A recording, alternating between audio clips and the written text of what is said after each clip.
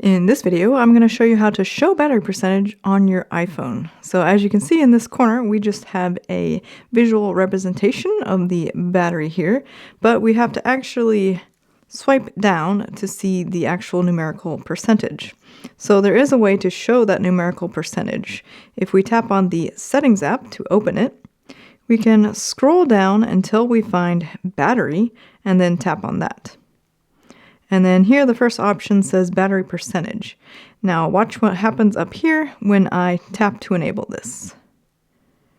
So now you can see here we have 54 and that is the battery percentage.